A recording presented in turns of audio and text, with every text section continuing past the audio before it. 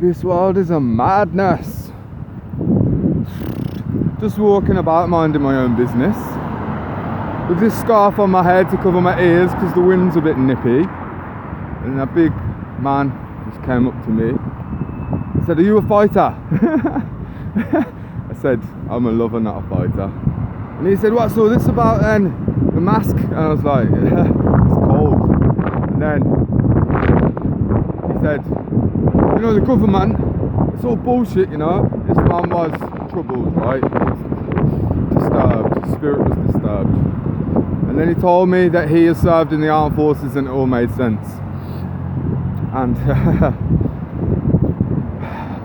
and then I said I was speaking about love, and he got me in an arm lock and kneed me in the testicles, only in a playful way, you know, that military lads banter, yeah, that kind of shit. So, and I just stepped back from him so that I didn't respond in a way which got either of us hurt.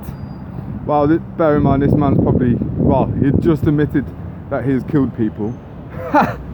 So then he was talking about, oh, you know, this eclipse, and then he started talking about sun and 3 rockets and all this, and I said, "Brother, no, we just want to live in love and peace, right? We haven't got time for any of that fear stuff that gets into your head and your heart." This man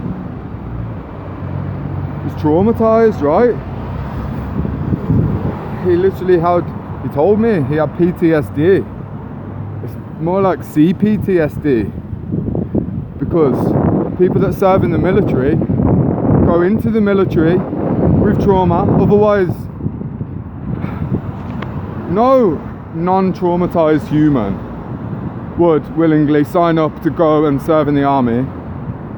So then he's got compound interest on his trauma, on the usual stuff, whatever his childhood was, all of that, I don't know. But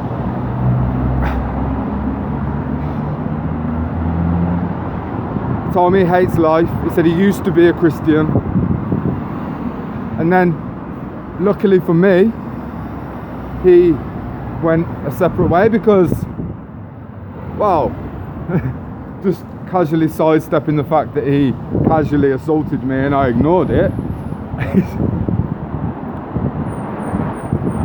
Usually, historically, I would have tried to hang around with him for a bit and get to know more about him, see how I can help him.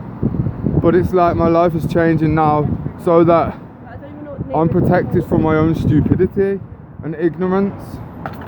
And somehow I have had to come to terms with the fact that not only can we not save everyone, we can't really save anyone without losing parts of ourselves.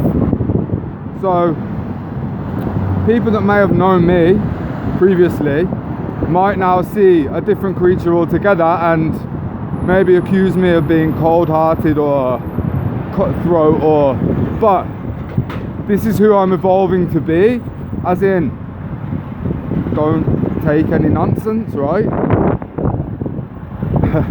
I'm very thankful that I didn't spend more time with that man, because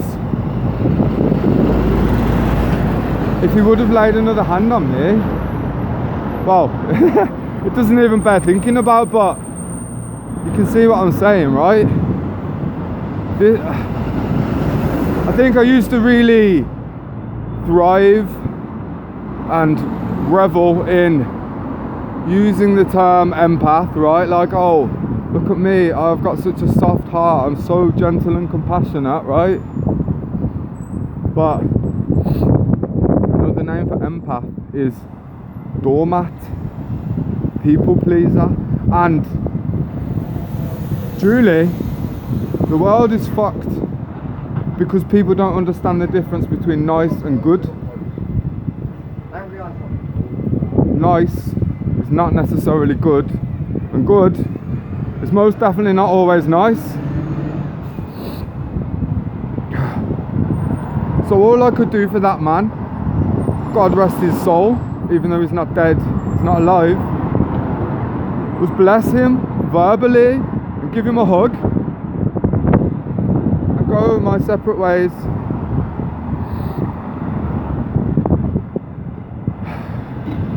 I'm so thankful to not live in my idealism anymore, because that is a very disturbing place to be when the expected results don't come about. You know, they say attachment is the root of all suffering, and expectation is attachment to how we think things should be. It takes a very strong soul to sit with the state of the world as it is, and to be out here experiencing it and remain undisturbed, knowing that there's a bigger picture somehow, and there's work to do, and we can't get distracted by trying to pile more work on top of the things which we definitely can do.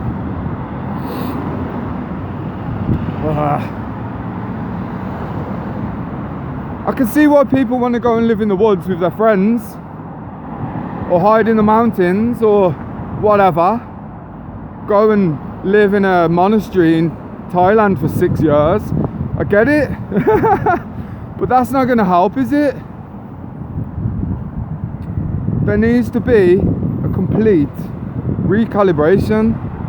Everything needs to be shaken up, reassembled, so that it's fit for purpose, so that actually there are spaces where everybody can get the help that they need.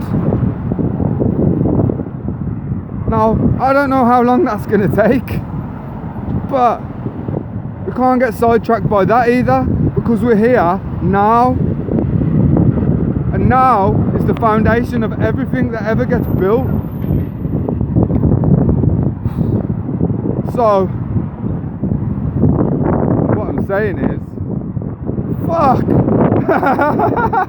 You know, it's alright, man, it's alright. Justice. I can only achieve justice for me and my life in living from the heart peacefully and trusting my every move, my every thought, my every word. That's all I can do. That's just called being Benjamin. And in the meantime, do my very best to make sure that my focus doesn't get pulled away from the prize, right? The goal. Creating a wonderful life, so that the overflow of that can just inevitably and inadvertently pour over people, others. It doesn't matter who, everyone, right? Everybody's entitled to the light. Mostly, we would appreciate it if everybody was able to just access their own light, rather than trying to, you know, well, whatever. Some of these souls out here, a lot of them, have no idea about anything. They're just completely adrift. And somehow, we are able to make peace with that.